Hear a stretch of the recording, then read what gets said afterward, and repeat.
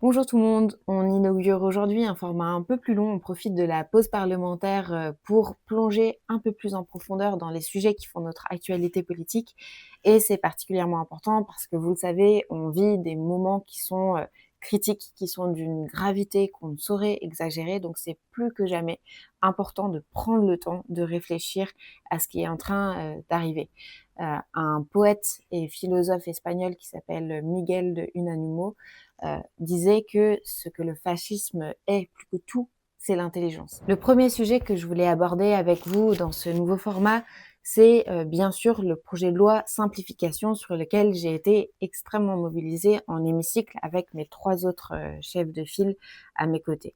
C'est un texte qui se présente comme étant de bon sens, on va simplifier la vie économique et derrière ce masque du bon sens se cache en fait une offensive à la fois sur l'écologie, sur la démocratie et sur les normes sociales. C'est en fait une grande entreprise de dérégulation de notre économie. On fait face ici à un texte qui est emblématique de la dérive trumpiste, à la fois de l'extrême droite, ça on n'est pas surpris, mais aussi de toute une partie du bloc pseudo-central qui est en train de se déporter de plus en plus sur les thématiques et dans les discours de l'extrême droite. Je vous donne quelques exemples pour illustrer cela. On a beaucoup parlé de l'article 1 de ce projet de loi simplification, celui qu'on a étudié en grande partie en hémicycle la semaine dernière, qui est en fait un espèce de fourre-tout avec des centaines d'amendements qui visaient à supprimer toute une série de comités, de commissions, d'instances, mais aussi d'opérateurs entiers de l'État. Donc, je vous l'avais raconté, c'était les Césaires qui étaient visés. Les Césaires qui sont donc la version territorialisée de la troisième chambre inscrite dans notre constitution, donc le CESE. Donc, il y avait une volonté de l'extrême droite et de certains macronistes de supprimer tout simplement les Césaires. On parle aussi de la CNDP, la Commission nationale du débat public, qui est une instance démocratique essentielle pour justement accompagner l'arrivée de projets, par exemple industriels ou autoroutiers sur les territoires, faire en sorte qu'il y ait une concertation publique et que les voix qui s'opposent à ces projets puissent être entendues. Et puis, en pagaille, je peux vous parler de l'Observatoire de l'alimentation, de l'Observatoire national de la politique de la ville. On peut aussi parler du Conseil national de la montagne. C'était aussi l'ARCOM et toute une autre série d'instances qui sont essentielles à une vie démocratique. Donc face à cet article 1, nous, notre stratégie, ça a été de répondre point par point, de batailler pied à pied dans l'hémicycle pour ne rien laisser passer. Il y avait environ 150 amendements sur cet article 1. Sur chacun d'entre eux, on a fait la démonstration que ces commissions, comités, instances avaient leur utilité, avaient leur raison d'être et que ce qui était visé là, c'était bien une instance démocratique, une instance qui permettait l'expertise, qui nous permet, nous, en tant que parlementaires, de prendre des décisions éclairées. Il y a eu une qualification d'obstruction sur ce qu'on est en train de faire ici. Je voudrais juste vous rappeler que la quasi-intégralité des amendements qu'on discute dans cet article, dans cet après l'article 1, c'est les vôtres. Et dans chacun de ces amendements, vous mettez en cause une dimension de nos politiques publiques. Donc, souffrez qu'en tant que parlementaire, nous ayons envie d'aller au fond des choses et de parler des sujets que vous-même avez mis sur la table. Si vous ne voulez pas y passer du temps, vous pouvez retirer tous vos amendements. C'est une possibilité que vous avez, mais je voudrais aussi souligner que depuis ce matin, vous dites à quel point l'Assemblée est le lieu de la démocratie et qu'aucun autre ne doit l'être. Et aujourd'hui, là, vous nous dites, vous voulez bien vous taire parce que nous, on a envie d'avancer. Non, on est parlementaire, on est là pour discuter, on est là pour débattre. Vous avez mis des sujets importants sur la table, vous mettez en danger des dimensions entières de nos politiques publiques. Eh bien, souffrez qu'on soit là pour vous répondre et on le sera jusqu'au bout. On le sera jusqu'au bout. Tout ça fait que on n'a pas énormément avancé dans l'étude du texte. On a étudié quelques centaines d'amendements, mais il en restera plus de 1000. Et dans ces plus de 1000, il y a des éléments du texte qui sont très graves. Il y a le détricotage du zéro artificialisation net. Il y a notamment le fait de revenir sur le devoir de vigilance qui avait été instauré, vous vous en rappelez sûrement, suite au grand débat qu'il y avait eu, suite à la catastrophe du Rana Plaza, qui avait fait des centaines et des centaines de morts en 2012. On a aussi le fait de revenir sur le principe de compensation environnementale. On a le fait de considérer d'emblée les projets de data center comme des projets d'intérêt national majeur, ce qui voudrait dire qu'en fait, ni les collectivités, ni les citoyens, ni les associations ne pourraient avoir leur mot à dire lorsque un projet de data center s'installe sur un territoire. Et vous voyez bien, vu toutes les problématiques à la fois écologiques, mais aussi de souveraineté numérique que posent ces data centers, qu'on ne peut pas accepter ça. Donc à la rentrée, on reprendra le débat et la bataille pour contrer toutes ces régressions écologiques et démocratiques. Néanmoins, je voulais vous alerter sur un amendement qui a été voté en hémicycle la semaine dernière grâce aux voix, encore une fois, mêlées de l'extrême droite et de la Macronie. C'est un amendement signé par nul autre que Guillaume Kasbarian, le Musk à petit pied de la vie politique française, et qui consiste à dire que dès qu'on créera une commission consultative, il faudra en supprimer 2. Donc c'est une sorte d'offre promotionnelle, mais version création-suppression de commission, ça n'a aucun sens.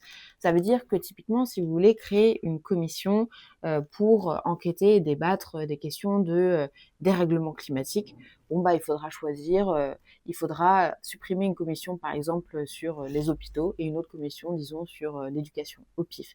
Ça n'a aucune rationalité, ça n'a aucun sens. Le second sujet que je voulais aborder avec vous dans ce point politique, c'est des sujets de budget et des sujets liés à notre situation économique. Le mardi 14 avril, le Premier ministre François Bayrou a convoqué un premier moment d'explication budgétaire pour commencer à, je cite, préparer les esprits à ce qui sera une des plus grandes saignées budgétaires que notre pays ait connues. Ce qu'il annonce, c'est qu'il faudra aller chercher entre 40 et 50 milliards d'économies sur le budget de 2026, en justifiant ça par la situation macroéconomique, un contexte de montée des périls géopolitiques, la préparation d'une soi-disant économie de guerre. Nous ne produisons pas assez et nous ne travaillons pas assez. Nous dépensons trop par rapport à nos recettes. C'est très important de regarder ce qu'il y a derrière tout ça. La petite musique qui commence à s'installer est en fait exactement la même lorsqu'il s'agit de nous faire avaler la pilule de l'austérité. Donc le prétexte de l'économie de guerre est une nouvelle version finalement de la trajectoire austéritaire et des moyens politiques que la classe gouvernante actuelle se donne pour faire avaler aux Françaises et aux Français les coûts très forts de cette austérité budgétaire. Vous vous rendez bien compte que 40 milliards d'économies dans un moment où nos collectivités sont déjà en très grande difficulté, dans un moment où nos services publics sont déjà à l'os, que ce soit dans l'éducation, dans la santé, dans un moment où toute la société paie déjà le prix fort de cette austérité budgétaire, que les salaires stagnent dans un moment où on ressent encore les effets des chocs macroéconomiques à l'échelle internationale.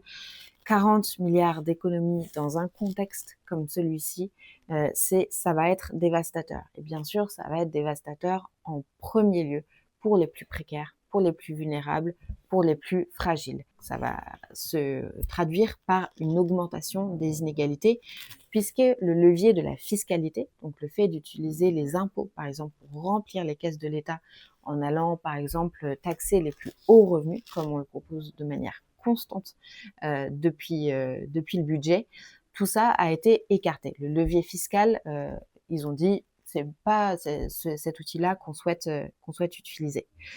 Donc, ça veut dire que ces économies, ces 40 milliards d'économies, vont être ponctionnées encore une fois dans les services publics, sur nos hôpitaux, sur nos écoles, vont être ponctionnées sur tout ce qui nous fait tenir en tant que société. Je pense qu'il est très important à comprendre, c'est que ça fait partie de la doctrine libérale d'essayer de vous faire croire qu'on n'aurait pas d'autre solution que cette austérité, qu'on aurait pieds et mains liés, qu'on n'aurait pas le choix, que c'était la seule solution et qu'il fallait tenir un peu le choc, encaisser les coups durs et que c'était la seule manière d'avancer.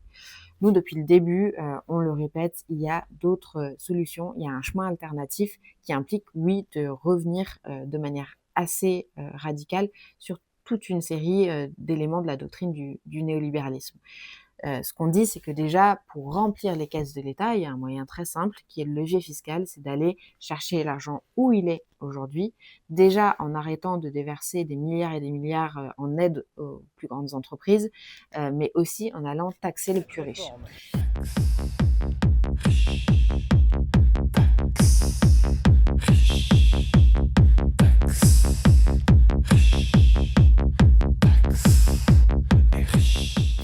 Puis, il y a toute la partie de stratégie économique qui doit également changer radicalement.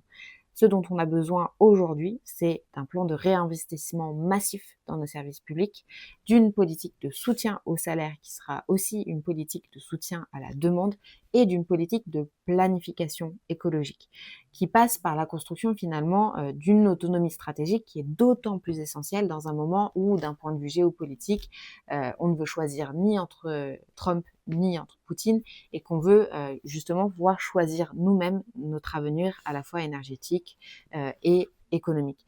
Donc la transition énergétique dans ce cadre-là, elle est très importante pour justement se défaire des liens de dépendance sur toutes les énergies fossiles.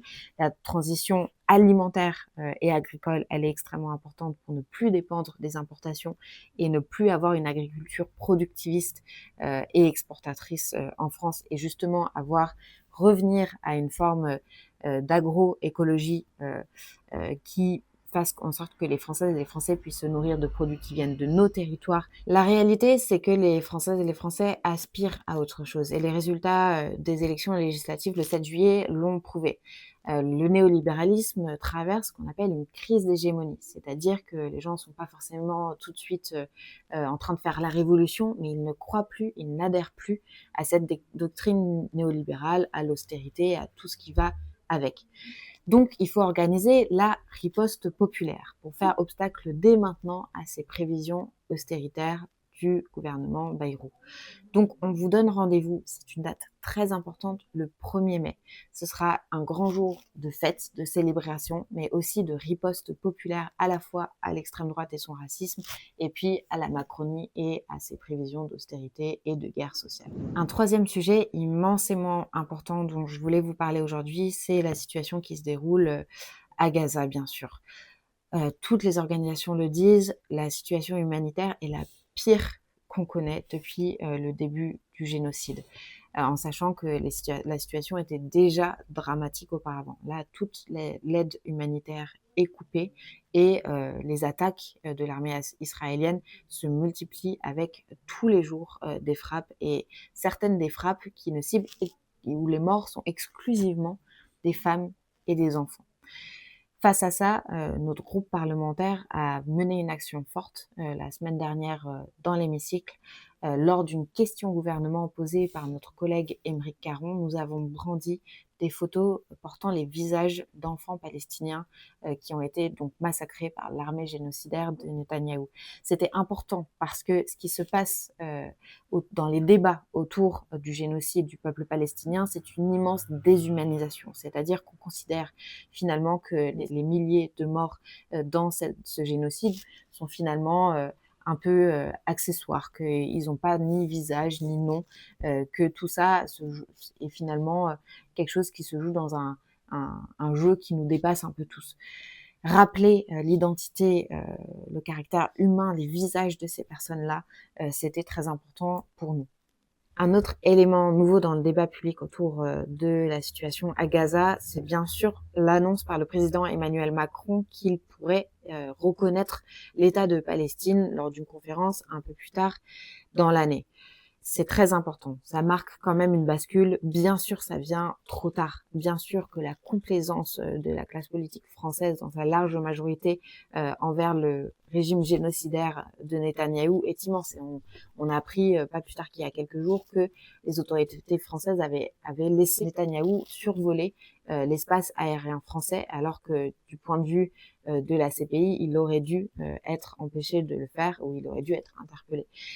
Donc, tout ça est pas derrière nous. Je pense qu'il faut continuer à maintenir la pression et continuer à maintenir la mobilisation autour du génocide du peuple palestinien, continuer la bataille pour la liberté du peuple palestinien. Pas plus tard que ce samedi, il y aura une mobilisation à Évry-Courcouronnes pour continuer à clamer l'impératif d'avoir une paix très bientôt à Gaza. Une autre mobilisation très importante qui a eu lieu dans la circonscription ces derniers jours, c'est la mobilisation en solidarité à Célestino. Célestino, c'est un jeune lycéen qui vient d'avoir 18 ans. Il est arrivé en France il y a 4 ans. Il a été scolarisé au lycée Marcel Pagnol d'Athis-Mons, où il s'est créé une communauté de camarades, de profs qui le soutiennent. Il a appris le français, il fait des progrès immenses, il se projette dans une vie professionnelle très claire en France. Et il y a pas longtemps, il a reçu une OQTF, une obligation de quitter le territoire français. C'est une décision administrative qui est très violente. C'est une décision administrative qui n'a que très peu de sens si on regarde le parcours d'intégration de Célestino et ce qu'il apporte au pays, rien que à son établissement scolaire, à ses camarades, quand on voit toute la solidarité qui s'est organisée pour le soutenir dans cette épreuve. Nous avons écrit, interpellé la préfecture, je ne suis pas la seule, d'autres élus du territoire l'ont fait également, pour leur demander de revenir sur cette OQTF qui n'a aucun sens et de permettre à Célestino de rester avec nous, de continuer à étudier, à vivre ici et à continuer à apporter à la société française tout ce qu'il apporte depuis 4 ans. Il faut savoir que ces décisions d'OQTF, elles risquent d'arriver de plus en plus fréquemment, notamment parce que les politiques en matière de migration et de régularisation sont en train de se durcir brutalement avec une série de circulaires qui viennent du ministre de l'Intérieur, Retailleau, qui visent justement à rendre très exceptionnelle l'admission au séjour ou encore plus les régularisations. Face à ça, nous allons mener la bataille pour chacun des cas où nous sommes interpellés sur une régularisation ou sur un retard pris sur le renouvellement de titre de séjour. C'est une bataille du quotidien que nous menons en tant qu'élus parce que nous considérons que la fierté de la société française, c'est justement d'avoir cette diversité, de pouvoir permettre à des personnes, y compris venant de l'étranger, d'être avec nous et de faire partie de notre société. Voilà, c'est la fin de cette première édition de ce nouveau format. J'espère que vous avez aimé. N'hésitez pas à commenter en bas et surtout, on vous appelle à manifester le 1er mai.